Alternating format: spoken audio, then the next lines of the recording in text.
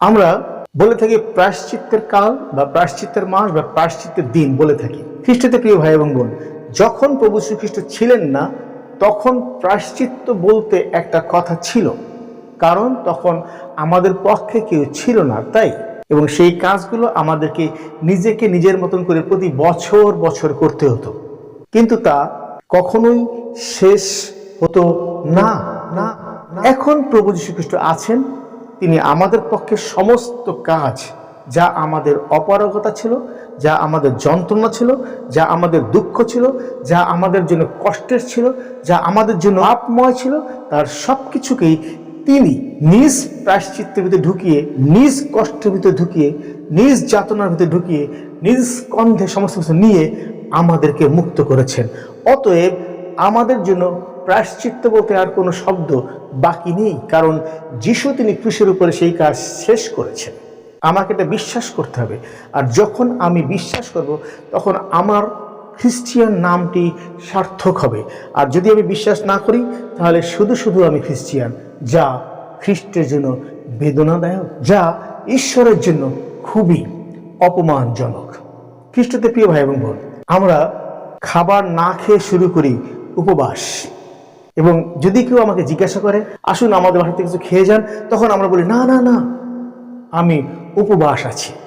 খাবার না খেয়ে থাকা উপবাস। আবার দিনটি যখন শেষ হয় তখন আমি সারাদিন না খেয়েছিলাম, আমি সারাদিন কোনো খাবার খাইনি, আর তাই খাবার খাওয়ার জন্য তখন আমি ব্যস্ত হয়ে যাই, আমি সেটা খুঁজি খাবার খাওয়ার মধ্যে দিয়ে উপবাস। আমি বুঝি না তাহলে কোনটা উপবাস, খাবার না খেয়ে থাকা নাকি দিন শেষে খাবার খাবার জন্য ব্যস্ত হয়ে ওঠা।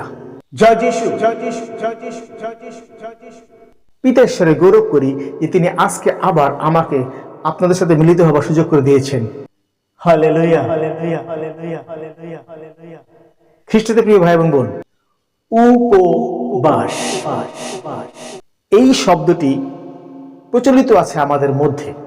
আমাদের তৈরি করা নাকি ঈশ্বরের তৈরি করা? আমাদের চাওয়া নাকি ঈশ্বরের চাওয়া? আমাদের মনোনীত নাকি ঈশ্বরের মনোনীত? আসুন আমরা আজকে বাইবেলে ঈশ্বর কর্তৃক মনোনীত উপবাস নাকি আমাদের কর্তৃক মনোনীত উপবাস, নাকি আমাদের ধ্যান ধারণার উপবাস, নাকি আমাদের চাল চলনের উপবাস, কোনটি উপবাস আমরা যা প্রতিদিন পালন করে আসছি? চলুন আমরা বাক্যের কাছ থেকে তা দেখি। যাত্রা পুস্তক 34 অধ্যায় 28 পদ। সেই সময় মসি 40 দিবারাত্র যেখানে সদাপ্রভুর সহিত অবস্থিতি করিলেন, অন্নভোজন ও জল পান করিলেন না, তিনি সেই 2টি প্রস্তরে নিয়মের বাক্যগুলি অর্থাৎ 10 আজ্ঞা লিখিলেন। হালেলুয়া। মসি প্রথম শুরু করলেন না খেয়ে থাকা, দৃশ্যমান খাদ্যকে না খেয়ে থাকা। ঈশ্বর তিনি মানুষকে নির্মাণ করলেন এবং তিনি সমস্ত ফল খেতে বললেন বা সমস্ত খাবার খেতে বললেন, একটি ফল বাদে। তিনি বলেননি যে তুমি না খেয়ে থাকবা, তিনি বলেননি যে তুমি ভুখা থাকবা, তিনি বলেননি যে তুমি ক্ষুধা পেটে থাকবা। মসি তাকে ঈশ্বর ডাকলেন যে তুমি আমার সঙ্গে দেখা করো। কোথায়? সিনাই পর্বতে। কে ডাকলেন? ঈশ্বর ডাকলেন। কাকে? মসিকে। মসি কিন্তু নিজে নিজে বলেননি যে আমাকে কিছু নিয়মকানুন দাও, যে নিয়মকানুন দিয়ে আমি তোমার সন্তান ইসরায়েলদেরকে শাসন করব, পথ চালাবো, তাদেরকে পথ দেখাবো এবং তাদেরকে আমি যখন তখন বকা দিতে পারবো। মসি এটা বলেননি। ঈশ্বর তিনি মসিকে বললেন তুমি আসো। কেন সেটা বলেননি, কিন্তু ঈশ্বর ডাকলেন, নিমন্ত্রণ দিলেন, আসো। ঈশ্বরের নিমন্ত্রণে মসি সেখানে গেলেন এবং আমরা জানি সেখানে ঈশ্বর তাকে সেই ব্যবস্থা দিলেন। আর সেই 10 আজ্ঞা যা ব্যবস্থা, ঈশ্বর সেই ব্যবস্থার ভিতরে তিনি 10টি আজ্ঞা দিলেন। আর এই 10টি আজ্ঞা যখন মসি নিচ্ছিলেন ঈশ্বরের কাছ থেকে, আর তখন সেখানে সময় লেগেছিল পৃথিবীর দিন অনুযায়ী 40 দিন 40 রাত। মসি সেখানে ছিলেন। কোথায় ছিলেন? সিনাই পর্বতে। কি করছিলেন? ঈশ্বরের সঙ্গে তিনি কথা বলছিলেন, 10 আজ্ঞা নিচ্ছিলেন। প্রিয় ভাই এবং বোন, তাহলে মসি জানতেন না সেখানে না খেয়ে থাকতে হবে। মসি বলেনও না ঈশ্বরকে যে তুমি যে আমাকে ডাকছো ওখানে, আমি ওখানে গেলে যে সময় লাগবে, আমার তো ক্ষুধা লাগবে, আমি তো ক্লান্ত হয়ে যাব, আমি তো মূর্ছা যাব, আমি খাবো কি? মসি এটা জিজ্ঞাসা করেননি। আমরা যেটা দিন শেষে জিজ্ঞাসা করি, আমি তো সারাদিন না খেয়েছিলাম, আমি খাবো কি? আমার তো ক্ষুধা লাগছে, আমার মেজাজ গরম হয়ে যায়, আমি খাবো কি? তোরা জানিস না আমি সারাদিন না খেয়েছিলাম, জানিস না আমি উপবাস ছিলাম? মসি এরকম কোনো প্রশ্ন তার ভিতর থেকে উদয় করেনি ঈশ্বরের কাছে। ঈশ্বর বললেন আসো। মসি গেলেন সিনয় পর্বতে।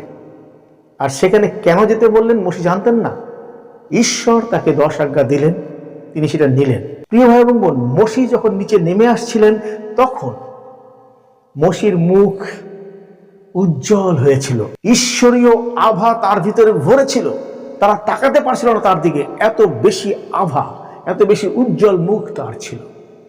এবং সে স্ট্রংলি, খুব শক্তিশালী হয়েই সেই পাথর দুটিকে নিয়ে সিনাই পর্বত থেকে নিচে নেমে আসছিলেন।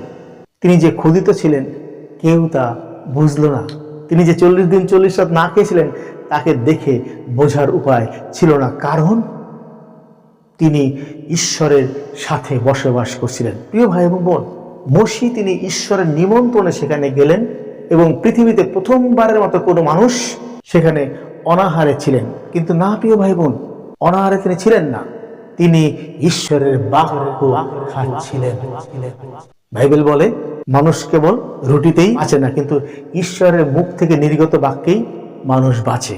আর মসি সেটা প্রথমবারের মতো একজন মানুষ হিসেবে প্রমাণ করলেন, ঈশ্বরের বাক্যেই মানুষ বেঁচে থাকে এবং তার চেহারায় একটা ঐশ্বরিক আভা তৈরি হয়।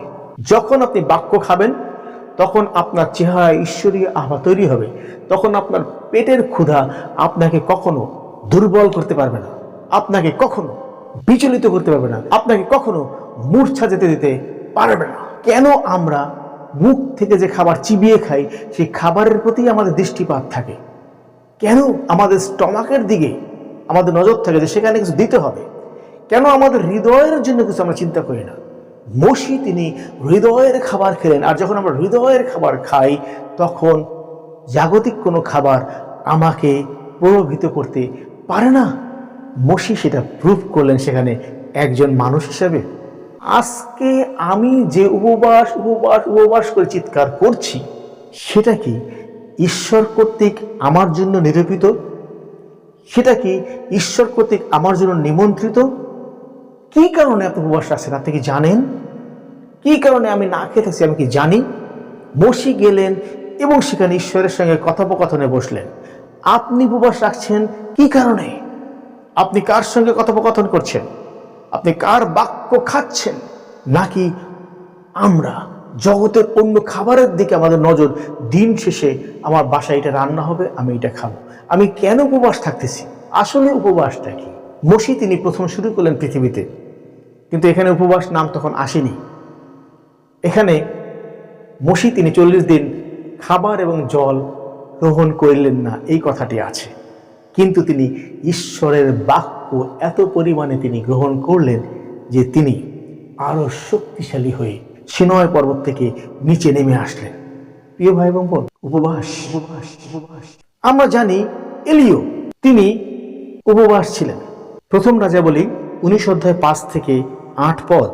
পরে তিনি এক রতম বৃক্ষের তলে শয়ন করিয়া নিদ্রা গেলেন, আর দেখো এক দূত তাহাকে স্পর্শ করিয়া কহিলেন, উঠো, আহার করো। তিনি চাহিয়া দেখিলেন, আর দেখো তাহার শিয়রে তপ্ত প্রস্তরে পক্ক একখানা পিষ্ট ও এক ভার জল রহিয়াছে। তখন তিনি ভোজন পান করিয়া পুনর্বার শয়ন করিলেন। পরে সদাপ্রভুর দূত দ্বিতীয়বার তাহার নিকট আসিয়া তাহাকে স্পর্শ করিয়া কহিলেন, উঠো, আহার করো, কেননা তোমার শক্তি হইতে পথ অধিক। তাহাতে তিনি উঠিয়া ভোজন পান করিলেন এবং সেই খাদ্যের প্রভাবে 40 দিবারাত্র গমন করিয়া ঈশ্বরের পর্বত হোরেবে উপস্থিত হইলেন। এলিও তিনি ঘুমিয়েছিলেন, স্বর্গের দূত আসলেন, তাকে স্পর্শ করে তার ঘুম ভাঙালেন এবং বললেন, উঠো, আহার করো। আর এলিও দেখলো একটি গরম পাথরের উপরে এক পিষ্টক রুটি এবং এক ভার জল তার পাশে। তিনি খেলেন, আবার ঘুমিয়ে পড়লেন। দ্বিতীয়বার আবার সেই স্বর্গদূত আসলেন এবং আবার সেই একই খাবার তাকে দিলেন, তিনি খেলেন। তিনি বলছেন, তোমাকে অনেক পথ পাড়ি দিতে হবে, এবং লেখা আছে সেই খাদ্যের প্রভাবে তিনি 40 দিবারাত্র হাঁটলেন এবং হোরেব পর্বতে গিয়ে উপস্থিত হলেন। প্রিয় ভাই এবং বোন, সেই খাদ্যের প্রভাবে, কোন খাদ্য? সেই রুটিটি আসলে কি? সেই জলটা আসলে কি? আমাদের জাগতিক কোনো খাবারের মতন? স্বর্গের দূত তাকে দিয়েছেন, ঈশ্বরের নিমন্ত্রণে তিনি সেখানে যাচ্ছেন। ঈশ্বর বলেছেন যেতে, তাই সে যাচ্ছে। সেই 2টি রুটি এবং 2 ভার জল খেয়ে, সেই খাদ্যের প্রভাবে। প্রিয় ভাই এবং বোন, যখন আমাদের মোবাইলের চার্জ শেষ হয়ে যায় তখন আমরা আবার চার্জ দিই। 100% হলে নিশ্চিত হই আমি সারাদিন মোবাইলটি চালাতে পারবো, দিন শেষে এসে আবার চার্জ দেব। এলিও, তাকে ঈশ্বর চার্জ দিলেন ঐশ্বরিক খাদ্য দিয়ে, যে চার্জের প্রভাবে তিনি 40 দিবারাত্র তিনি হাঁটলেন এবং হোরেব পর্বতে উপস্থিত হলেন। খ্রিস্টতে প্রিয় ভাই এবং বোন, আমি কি খাবারের প্রভাবে ঈশ্বরের মুখে যাচ্ছি? এলিও তিনি স্বর্গীয় খাবারের প্রভাবে ঈশ্বরের মুখী হলেন, অর্থাৎ ঈশ্বর নিমন্ত্রণ দিলেন, তিনি রওনা দিলেন। আমাকে কি ঈশ্বর নিমন্ত্রণ দিয়েছেন? আমাকে কি ওই নির্দিষ্ট কোনো কাজের দায়িত্ব দিয়েছেন? আমি কেন উপবাস থাকছি না খেয়ে? কেন কেন কেন কেন আমি জানি না কেন। আমরা সকাল উঠে প্রার্থনা করি, হ্যাঁ প্রভু তুমি আশীর্বাদ করো, আশীর্বাদ করো, আশীর্বাদ করো, আশীর্বাদ করো। দেখো প্রভু, আমি তোমার জন্য সারাদিন না খেয়েছিলাম, তুমি দয়া করো, দয়া করো, দয়া করো। প্রভু আমার সন্তানটিকে সুস্থ করো, আমার মেয়েটি ডাক্তারি পরীক্ষার জন্য প্রস্তুতি নিচ্ছে, তুমি তাকে জ্ঞান দাও, প্রজ্ঞা দাও, যেন সে সেখানে চান্স পায়। প্রভু আমার চাকরি একটা প্রমোশন দরকার, তুমি আমাকে দয়া করো যেন আমি সেটা পেতে পারি। প্রভু আমার জীবনযাপনের জন্য এটা দরকার, সেজন্য আমি উপবাস থাকছি, দেখো তুমি আমাকে দয়া করো। আমাদের চাওয়া আমাদের জন্য। মোশে তিনি গেলেন ঈশ্বরের আজ্ঞা পালন করতে, এলিও তিনি গেলেন ঈশ্বরের আজ্ঞা পালন করতে, ঈশ্বরের নিমন্ত্রণে। আর সেখানে যাবার পরে ঈশ্বরের কাছে এলিও নিজের বিষয়ে বললেন, ওরা আমাকে মারবার জন্য প্রস্তুতি নিচ্ছে, মাত্র আমি একা আছি অবশিষ্ট। কমপ্লেইন করলেন। ঈশ্বর কর্ণপাত করলেন না, ঈশ্বর ভ্রুক্ষেপ করলেন না তার এই কথায়। এত বড় মাপের একজন মানুষ ছিলেন পৃথিবীতে এলিও, যিনি ঈশ্বরের নৈকট্যের লোক ছিলেন। ঈশ্বর তার এই কথায় কর্ণপাত করলেন না, কারণ এলিও নিজের কথা বলতেছিলেন। ঈশ্বর তার নিজের কথা শোনার জন্য তাকে ডাকেননি, ঈশ্বর নিজের পরিকল্পনা জানানোর জন্য তাকে ডেকেছেন। ঈশ্বর সেখানে তিনি বলছেন, তুমি 2 জন রাজাকে অভিষেক করবে, একজন অরামের উপরে, একজন ইসরায়েলের উপর রাজত্ব করবে, এবং তুমি ইলিশাকে অভিষেক দিবে, সে তোমার জায়গায় ভাওবাদী হবে। ঈশ্বর দায়িত্ব দিলেন ঈশ্বরীয় গৌরবের জন্য, স্বর্গরাজ্যের কাজের জন্য, ঈশ্বরের মহিমা প্রকাশের জন্য। আর এলিওর যে প্রাইভেট কথা ছিল ঈশ্বরের সাথে, সেই কথার কোনো উত্তর ঈশ্বর সেখানে দিলেন না, কারণ ঈশ্বরের পরিকল্পনা সেই প্রাইভেট বিষয় ছিল না। আমরা প্রাইভেট প্রার্থনা করি ঈশ্বরের কাছে অনেক, আর না খেয়ে থাকি সেটাও বুঝাই। আমাদের মন, আমাদের অন্তর দুঃখার্ত থাকে, কিন্তু বাইবেল বলে যেন আমাদের দুঃখার্ত ভাব দেখা না যায়। যিশু বলছেন সেই কথা আমাদেরকে, যেন আমরা মুখ ধৌত করি, যেন আমরা মাথায় তেল দিই, যেন আমাদের ব্যবহার ঠিক থাকে। অথচ আমরা দিনের ভিতরে বহুবার তা প্রকাশ করে ফেলি, কিন্তু আমরা ঈশ্বরের সেই কথা শুনি না, গ্রাহ্য করি না। এটা আমাদের সমস্যা। আর যখন গ্রাহ্য করি না, তখন বাইবেল বলে 1 শমূয়েল 15:23, আর যখন আমরা ঈশ্বরের বাক্য শুনি না তখন আমরা অবাধ্য, আর যখন আমরা অবাধ্য তখন আমরা প্রতিমা পূজা করি, ঠাকুর পূজা করি। আমি আমার নিজের প্ল্যানে যাচ্ছি, আমি আমার পরিকল্পনাগুলো ঈশ্বরের কাছে বলবো, আমি আমার চাওয়াগুলো চাইবো তার কাছে, নাকি ঈশ্বর আমাকে ডেকেছেন? যদি ঈশ্বর ডেকে থাকেন, তাহলে ঈশ্বর তিনি তার কাজ আমাকে দিয়ে করবেন, আপনাকে দিয়ে করবেন তার মতন করে, আপনার মতন করে নয়। আমরা আমাদের মতন করে সাজাই, এটা আমাদের ব্যর্থতা, আমাদের অপারগতা, আমাদের অক্ষমতা। কারণ আমরা লোভী, আমরা সবসময় আমাদের স্বার্থের চিন্তা করি। আমরা মনে করি এইটা পাওয়া মানেই ঈশ্বর আমাকে দিয়েছেন। আমরা মনে করি এই বিষয়টাকে অ্যাচিভ করা মানে ঈশ্বর আমাকে দিয়েছেন। আমরা মনে করি আমরা অনেক বড় কিছু হতে পারলে, আমাদের নাম ডাক যশ হলে ঈশ্বর আমাকে দিয়েছেন আমরা মনে করি, কিন্তু না ভাই, ঈশ্বর আপনার নাম ডাক যশ চাচ্ছেন না। তিনি চাচ্ছেন আপনি তার বাধ্য কিনা, আপনি তার কথা শুনছেন কিনা, আপনি তার কথায় তার দিকে যাচ্ছেন কিনা। আপনার খেয়ে থাকা দিয়ে, না খেয়ে থাকা দিয়ে ঈশ্বরের কিছু যায় আসে না। না খেয়ে থাকা মানে উপবাস নয়। বাইবেলে কোথাও লেখা নাই উপবাস মানে তোমাকে না খেয়ে থাকতে হবে। ঈশ্বর কোথাও বলেন নাই, বরং প্রভু যিশু বলছেন আজকের খাদ্য আজকে আমাকে দাও। কোথাও তিনি না খেয়ে থাকার কথা বলেননি। এবং যিশু আরও বলেছেন মানুষ কেবল রুটিতেই বাঁচে না, কিন্তু ঈশ্বরের মুখ নির্গত বাক্যে বেঁচে থাকে। আপনি কোন খাবারটাকে অগ্রাধিকার দিচ্ছেন আর কোন খাবারটাকে পিছনে ফেলে রাখছেন? দুইটা খাবার এখানে। আজকের খাবার আজকে আমাকে দাও, এই যে আজকের খাবারের ভিতরে দুই ধরনের খাবার, একটা জাগতিক রুটি আর একটা বাক্য, ঈশ্বরের বাক্য, যা ঈশ্বর নিজে, যা খাওয়া যায়। বাইবেল বলে যে তা খায় না তার ভিতরে জীবন নাই। যখন 6 অধ্যায়ে বলা হচ্ছে যিশুই সেই স্বর্গ থেকে নেমে আসা খাদ্য, আর এই খাদ্য যে না খায় তার ভিতরে কি নাই? জীবন নাই। এই বাক্যরূপ খাদ্য না খেলে জীবন নাই। আর সেটাই প্রভুর ভোজ। আপনি খাননি, আপনার মধ্যে জীবন নাই। যেটা খেতে বলা হয়েছে সেইটা আমরা খাচ্ছি না, কিন্তু যেটা খেতে বলা হয় নাই সেইটা আমরা খাচ্ছি না। এটা দিয়ে আমরা উপবাস বলছি যে আমি উপবাস আছি। প্রিয় ভাই বোন, এই উপবাস থাকা মানে না খেয়ে থাকা নয়। যিশু বলছেন যোহন 4 অধ্যায় 34 পদে, আমার খাদ্য এই, যিনি আমাকে পাঠিয়েছেন তার ইচ্ছা সকল পালন করা। যিশু খাচ্ছেন, কি খাচ্ছেন? ঈশ্বরের বাক্য খাচ্ছেন। ঈশ্বরের কাজ যা তার জন্য মনোনীত সেটাকে খাচ্ছেন। আপনি আমি রুটির দিকে তাকানো, ভাতের দিকে তাকানো, মাছের দিকে তাকানো, মাংসের দিকে তাকানো, এই খাবার খাওয়া না খাওয়া দিয়ে ঈশ্বরের কিছু যায় আসে না।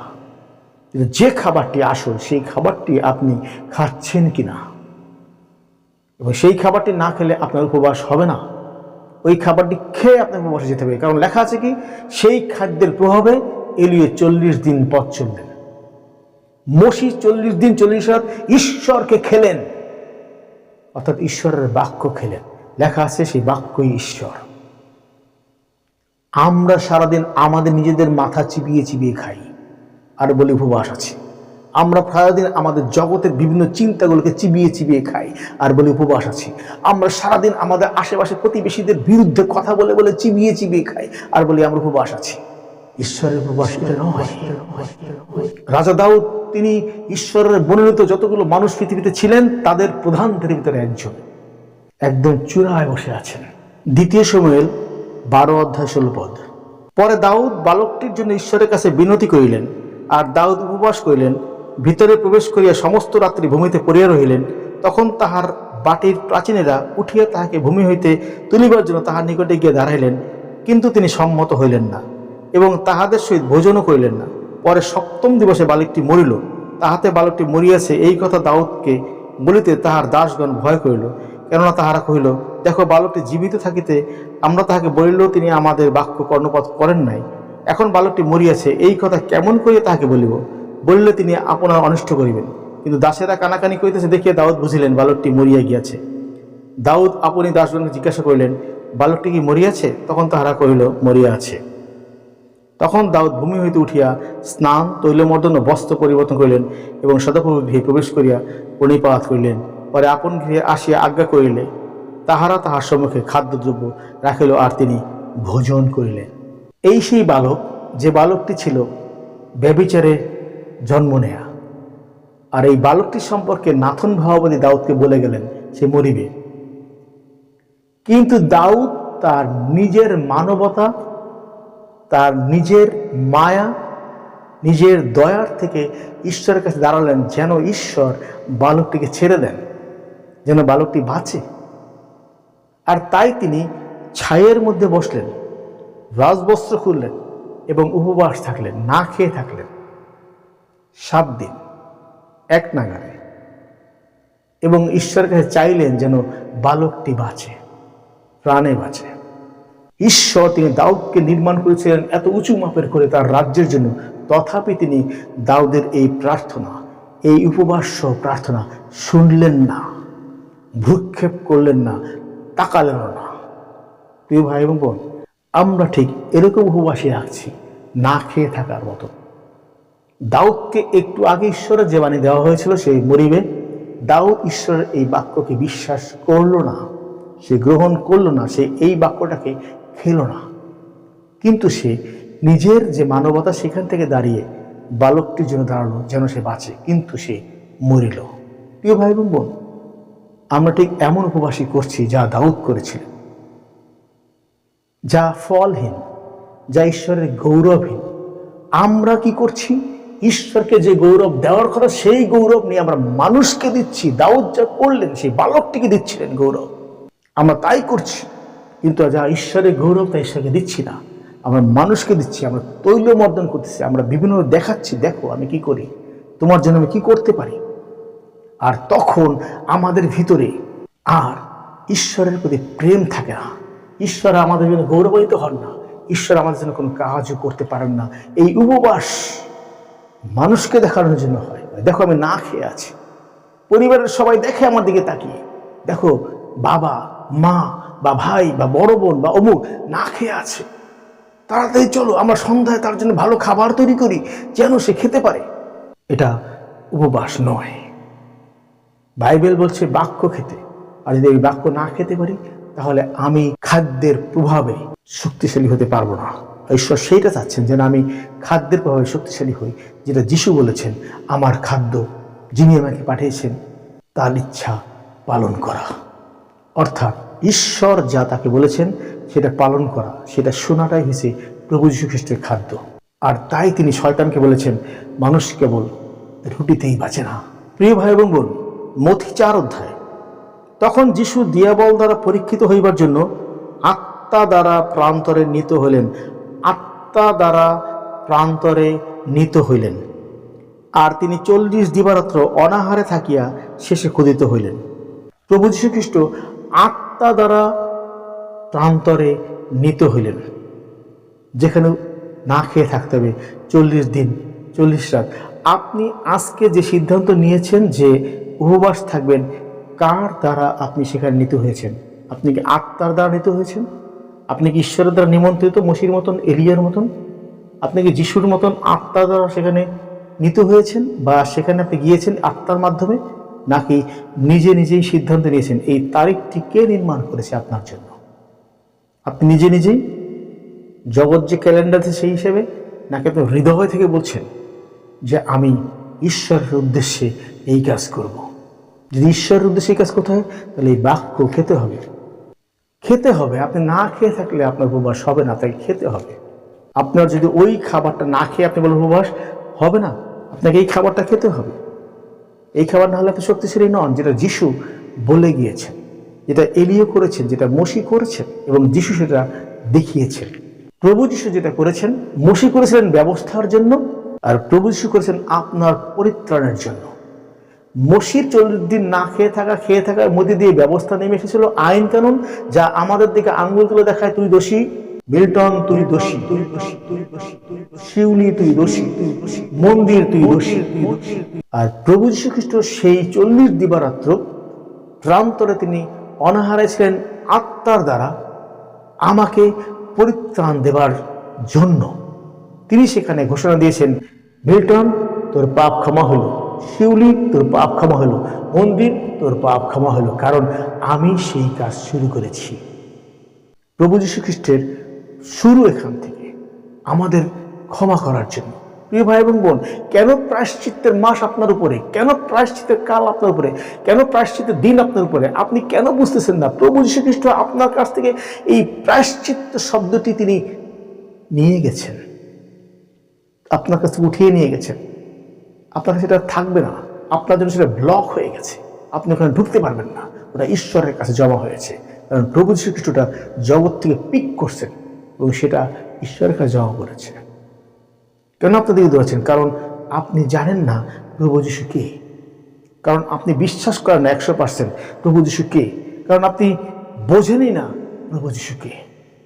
আপনি শুধু দেখছেন খ্রিস্টানরা এটা করে, খ্রিস্টানরা সবাই এটা করতে পারে না, কারণ যারা এটা করে তারা খ্রিস্টান নয়। খ্রিস্টান নামে ঈশ্বরের জন্য দুঃখজনক। যখন আপনি খ্রিস্টিয়ান, তখন আপনাকে অবশ্যই খ্রিস্টকে পরিধান করতে হবে। আপনি সম্পূর্ণ খ্রিস্টকে না জানলে আপনি এটা করতে পারবেন না। প্রভু যিশু কোনো লিমিটেড না যে একটু জায়গায় আবদ্ধ একটা অংশের মধ্যে। প্রভু যিশু আনলিমিটেড, ডিভাইন। স্বর্গ তাকে ধরে রাখার জায়গা দিতে পারে না, এত ডিভাইন তিনি। অত প্রিয় ভাই বোন, আপনার আমার চিন্তা দিয়ে প্রভু যিশুকে ছোট করা যাবে না। দানিয়েল, তাকে যখন সিংহের গহ্বরে ফেলা হয়, তখন দানিয়েলের যে রাজা ছিলেন ওখানে, সেই রাজা সেই রাতে উপবাস ছিলেন। কেন জানেন? দানিয়েলের যেন কোনো ক্ষতি না হয়। কারণ ঈশ্বরের সন্তান দানিয়েল, এটা তিনি জানতেন, তাই তিনি উপবাস ছিলেন। এবং তিনি বলছিলেন যেন দানিয়েলের কোনো ক্ষতি না হয়। নিজের জন্য না, আপনি আমি নিজের জন্য করছি। মসি নিজের জন্য করেনি, এলিয়ু নিজের জন্য করেনি, দানিয়েল নিজের জন্য করেনি, যিশু নিজের জন্য করেনি, কিন্তু আপনি এবং আমি নিজের জন্য করছি। জগতের খাবারটাকে ক্ষণিক সময়ের জন্য দূরে রেখে, কিন্তু যেটা ঈশ্বরের খাবার, সেই খাবারটাকে আমরা ধরেও দেখি না, ছুঁয়েও দেখি না, যে খাবারটা আমাকে জীবিত রাখে। যিশায়ও তার 58 অধ্যায় 5 পদ থেকে আমরা একটু দেখি ঈশ্বর এখানে আমাদেরকে কি বলছেন। আমার মনোনীত উপবাস কি এই প্রকার? মনুষ্যের আপন প্রাণকে দুঃখ দিবা দিন কি এই প্রকার?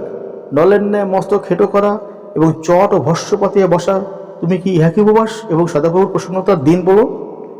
আমার মনোনীত উপবাস কি এই নয়? দুষ্টতার গাঁট সকল খুলিয়া দাও। আমরা খেয়াল করি, দুষ্টতার গাঁট সকল খুলে দেওয়া হলো উপবাস। দুষ্টতার গাঁট সকল খুলে দেওয়া হলো উপবাস। জোয়ালির খিল মুক্ত করো। জোয়ালির খিল মুক্ত করা হলো উপবাস।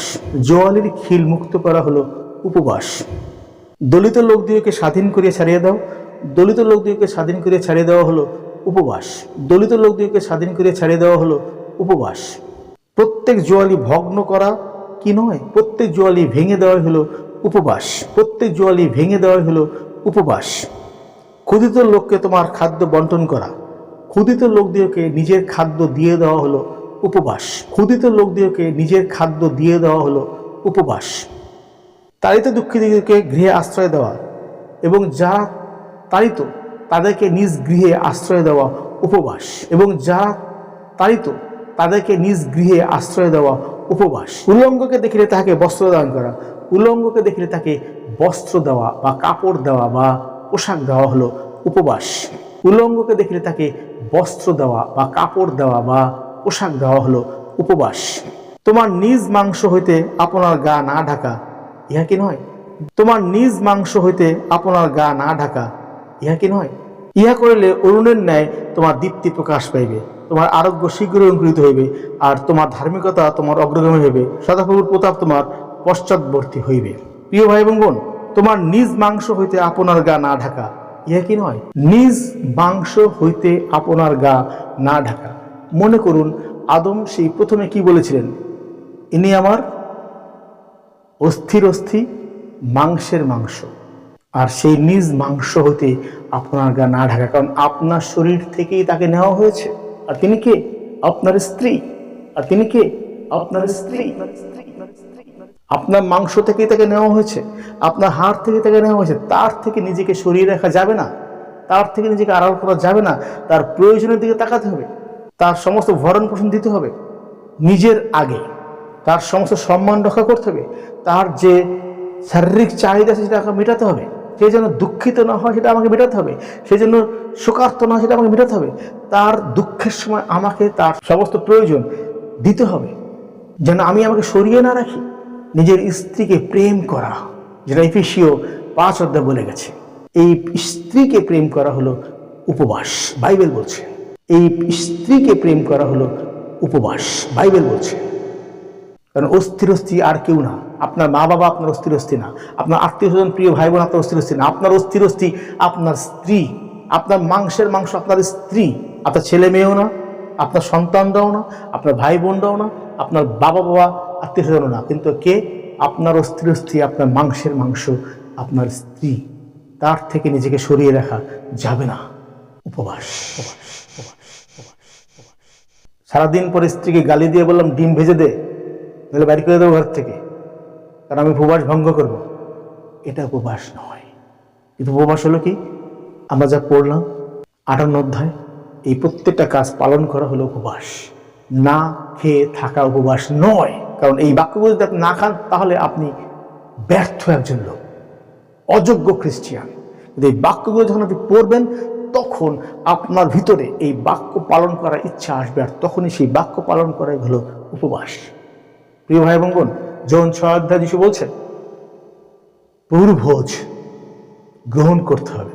এটা বাক্য, এটা কোনো খাবার নয়, এটা স্বর্গীয় বাক্য নেমে আসছে, যা খাওয়া যায়, যা খেতে হবে, যা না খেলে আমার ভিতরে জীবন নাই। আর যদি আমি বলি দেখো আমি উপবাস আছি, না খাওয়া আছি, আমি প্রভুভোজ খাবো না, তাহলে আমি ঈশ্বরের বাক্যের অবাধ্য। আর ঈশ্বরের বাক্যের অবাধ্য মানে আমি ঠাকুর পূজা করি। উপবাস সম্পর্কে না খেয়ে থাকার কোনো কথা বাইবেলে কোথাও লেখা নাই। কিন্তু ঈশ্বর যে স্বর্গীয় খাবার দিয়েছেন প্রভু যীশু খ্রিস্টকে, তাকে খাওয়ার কথা লেখা আছে, তাকে খেতে হবে, না খেলে জীবন নেই। অর্থাৎ তাকে যদি আমি ডিনাই করি, প্রত্যাখ্যান করি, আমার ভিতরে জীবন নাই, আমি ঈশ্বরের আরাধনা করছি না, আমি একটা ব্যর্থ, আমি খ্রিস্টিয়ান নামের অযোগ্য, আমি ঈশ্বরের সন্তান হবার অযোগ্য, যেহেতু আমি যিশুকে ডিনাই করেছি। আমার কোনো কিছু যীশু খ্রিস্টের উপরে নয়, আমার কোনো কিছু যীশু খ্রিস্ট থেকে শ্রেষ্ঠ নয়, তিনি সবার আগে। যদি আমি উপবাসের দোহাই দিয়ে যীশু খ্রিস্টের সেই ভোজকে আমি ডিনাই করি, প্রত্যাখ্যান করি, তাহলে আমি অযোগ্য, আমি সেই ঠাকুর পূজা করি, আমি সেই অভিশপ্ত, এবং আমার সঙ্গে সঙ্গে আমি আরো অনেককে অভিশপ্তের মধ্যে ফেলে দিচ্ছি, ঠাকুর পূজার মধ্যে ফেলে দিচ্ছি, অবাধ্যতার মধ্যে ফেলে দিচ্ছি। ঈশ্বর তাদের প্রতি কি দৃষ্টিতে তাকাবে? কারণ আপনি স্বর্গরাজ্যকে ডিনাই করেছেন, কারণ স্বর্গরাজ্যের প্রভু যীশু খ্রিস্ট নিজেই। এটা উপবাস নয়।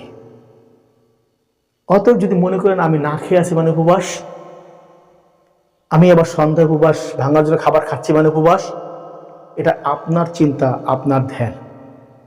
ঈশ্বরের চিন্তা, ঈশ্বরের ধ্যান নয়।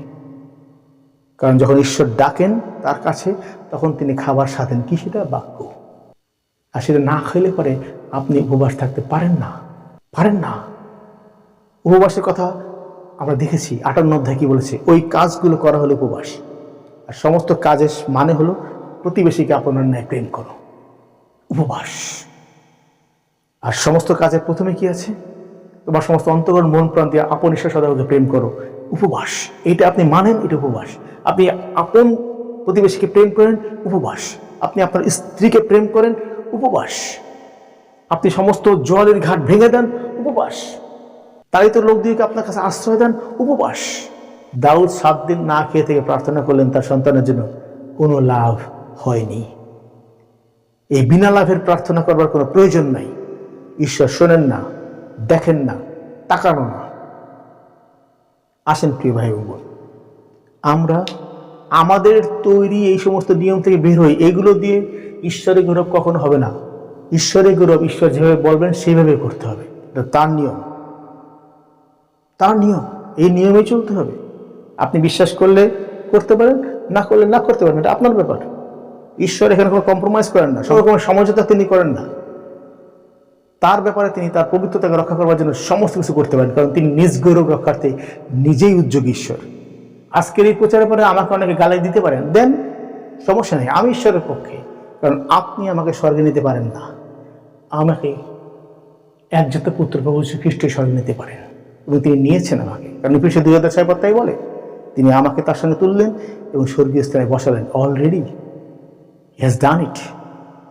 আমি এটা বিশ্বাস করি। আর বিশ্বাস করি মানে এই যে আমি উপবাস করি প্রভু যিশুতে, বাক্যে, যেন আমি ঈশ্বরের সাথে ইন্টিমেট হতে পারি, যেন তিনি গৌরবান্বিত হন আমার জীবন দ্বারা। প্রিয় ভাই এবং বোন, সেই হারানো পুত্র তিনি বাবার কাছে দৌড়ে আসলেন অনুশোচনায় এবং বললেন, আমি তোমার বিরুদ্ধে অন্যায় করেছি। উপবাস। হারানো পুত্র সে, তিনি চিনতে পেরেছিলেন। আমরা চিনতে পারছি না, আমরা আমাদের মতন করে দৌড়াচ্ছি। যা ব্যবস্থার অধীনে এতদিন ছিলাম, একই রকম আমরা এখন ব্যবস্থার অধীনে আছি। আমরা পরিত্রাণের নিচে আসতে চাচ্ছি না, এটা আমাদের ব্যর্থতা। ভুলে যান ব্যবস্থা, ভুলে যান পুরাতন অধ্যায়, ভুলে যান শাস্ত্র অনুসন্ধান। প্রভু যীশু খ্রিস্টের সমস্ত কিছুর ঊর্ধ্বে যদি আপনি প্রভু যীশু খ্রিস্টের কাছে আসতে না পারেন, আপনার সমস্ত কিছু বৃথা। আসেন, পরিত্রাণের ছাতার নিচে আসেন, আপনার কোনো পরিশ্রম হবে না, আমি বিশ্রামে থাকবেন। কারণ লেখা আছে আপনাকে তিনি বসাইলেন যিশুর পাশে। তার মানে আপনি বিশ্রামে আছেন। আপনি কেন চলাচলি করছেন? আপনি অহেতুক কেন চিন্তা করছেন? আপনি অহেতুক কেন লাফালাফি করছেন? আপনি অহেতুক কেন ভাবনার ভিতরে আছেন? আপনি অহেতুক কেন না খেয়ে থাকছেন? প্রভু শুধু বলেননি না খেয়ে থাকতে, তিনি বলছেন আজকের খাবার আজকে আমাকে দাও। আমাদের ব্যর্থতা এটা। আসুন আমরা বাইবেল থেকে উপযুক্ত শিক্ষা নিয়ে, আপনার এবং আমার কোনো কাজ দিয়ে আমরা ঈশ্বরকে খুশি করতে পারি না, ঈশ্বরকে খুশি করা যায় না। কিন্তু আমরা যখন তার বাধ্য থেকে, তখন তিনি মহিমান্বিত হন, তিনি গৌরবান্বিত হন, তিনি প্রশংসিত হন। হালেলুয়া। আমরা আসেন ঈশ্বরকে খুশি করার চেষ্টা নয়, কিন্তু ঈশ্বরের গৌরব করি, প্রশংসা করি তার বাক্যের বাধ্যতায়। খ্রিস্টদের প্রিয় ভাই এবং বোন, বাক্য আপনাকে বাঁচিয়ে রাখে। অতএব আসুন আমরা প্রভু যীশু খ্রিস্টকে ডিনাই না করি, প্রত্যাখ্যান না করি, কিন্তু তাকেই অগ্রে আমাদের জীবনে স্থান দিই। যেন তিনি আমাদের জন্য সেই উপবাস করেছেন 40 দিন 40 রাত প্রান্তরে। এখন আর আমাদের কোনো ভয় নাই, আমাদেরকে আর কোনো সংশোধন হবার চেষ্টার প্রয়োজন নাই। কারণ প্রায়শ্চিত্তের কাল তিনি সেখানে সেই প্রান্তরের বালুতে মাটি চাপা দিয়েছেন। ফিনিশ। বিশ্বাস করতে হবে এটা। তিনি আমার জন্য যা করেছেন আর কেউ তা করেনি। আসুন আমরা বিশ্বাস করি ঈশ্বরের বাক্য আমার খাদ্য, যা আমাকে সর্বদা ঈশ্বরের সঙ্গে যুক্ত রাখে, যা আমাকে সর্বদা ঈশ্বরের গৌরবের জন্য ব্যবহার করে, আমার জন্য নয়। আমেন। আর এটাই উপবাস। ধন্যবাদ সকলকে, ভালো থাকবেন।